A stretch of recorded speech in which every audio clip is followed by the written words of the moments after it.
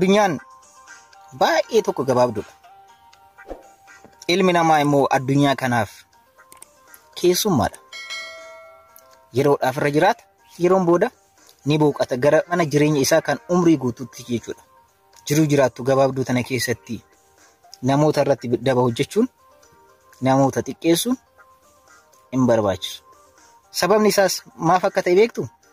Ilmi namaa addunyaa kanaaf keessummaadha waan ta'eef qilleensa addunyaa nu keessummeessa malee umrii guutuu nu jiraachisu. Yeroo gabaabduu jiraannu kana keessatti waan gaarii hojjennee darbuun murteessaadha. Waan gaarii hojjechuudhaaf immoo namummaan keenya gahaadha. Kanaaf jireenya gabaabduu taate kana keessatti namoota hin gaddisiisin, hin aarsin, hin miidhin. Yoo danda'ame ati nama miidhuu osoo hin taane namoonni deebisanii si haa miidhanii ilaali. Sababni isaas namni si miidhee wanti si godhu tokko hin jiru. Miidhaan guddaan garuu Rabbi biraa yoo dhufe qofa. Kan nama biraa baay'ee tokko salphaadha. Isa sarrabse akkamitti akka dabartu sitti himu? Isa si xiqqeesse akkamitti akka dabartu sitti himu? Isa eenyummaa keetiin sitti dhufee baay'ee tokko si aarse akkamitti akka dabartu sitti himu? Obsa qabaadhu.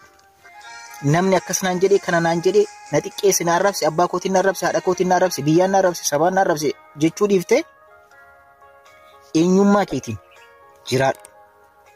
Namoonni nama arrabsan namoota akka ta'e sitti himu. Namoonni nama xiqqeessan nama arrabsan namoota imantii ta'an yookaan xiqqoo ta'an tokkodha. Guddaan nama arrabsu. Guddaan umriidhaan miti bara. Dheerinaan miti bara. Bifaanii miti bara. Guddinni namaa amala ilma namaatiin. Kanaaf amala gaarii qabaadhu. Jiruu addunyaa keessummaa taateef kana keessatti waan badaa hojjettee hin darbin. Gaariidhaan maqaa kan kee waamsisi.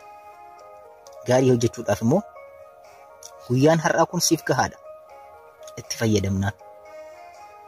Nama waan gaarii hojjetee addunyaa kanarraa darbu nu haa godhu. Waan gaarii Rabbiin nu agarsiisu. Horaa bulaa.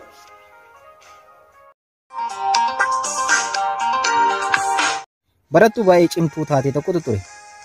Barattuun tun barattoota kutaa keessatti argaman hundarraayyuu qormaata isheetiin yeroo hundayyuu tokkoffaa baati yookaan qabxii tokkoffaa fiddi. Gaaf tokko garuu barattuun tun qormaata ni kufte. Qormaata kuftee jennaan barsiisaan qormaata maal taatee kufte jedhee gaafate.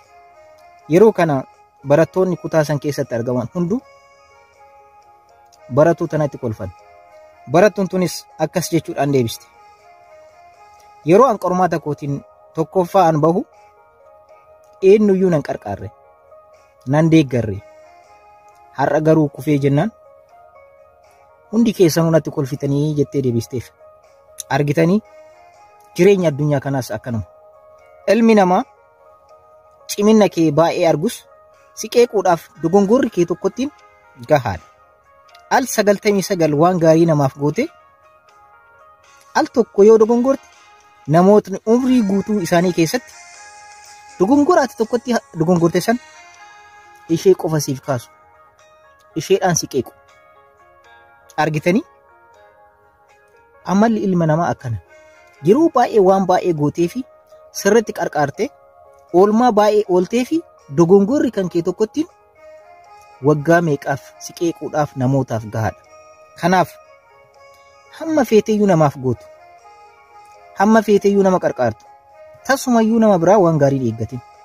Sababni isaas namni sun si qeequudhaaf yookaan badii kee haasa'uudhaaf sababni tokko isa gaha waan ta'eef. Kanaaf yeroo hundayyuu namaaf yoo waa gootu Rabbii tokkocha irraa argadha jedhi malee nama biraa argadha jettee namaaf waan godhin.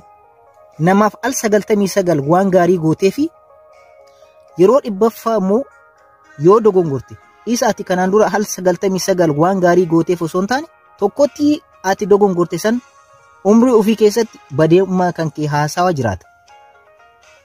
Naaman yeroo hundayyuu namaaf yoo waa gootu nama yoo qarqaartu Rabbii kee tokkocha irraa yoo ta'e malee namarraa waa tokkoyyuu hin eegin.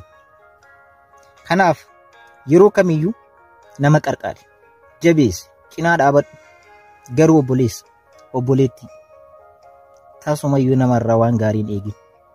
Namni si jeequudhaaf, si qeequudhaaf, si arrabsuudhaaf, si xiqqeessuudhaaf dogongorri kee takkattiin ni geetti. Ilmi namaa cimina kan kee kan hanga gaaraa bal'atu dhiisetti dogongora kan kee kan hanga xurii qeensa kee keessatti argamu ishee soqee dogongora kan keessaniif si qeeqa. Kanaaf yeroo hundayyuu namni yoo si qeeqes hin gaddin, hin aarin, dhandoom itti gammadi. Namni si qeequun isaa yookaan waan kee kaasuun isaa guddina kan kee agarsiisa. Kanaaf yeroo hundayyuu nama qarqaari, namaaf godhi, garuu nama biraa tasumayyuu waan gaariin eegin. Yeroo gaarii.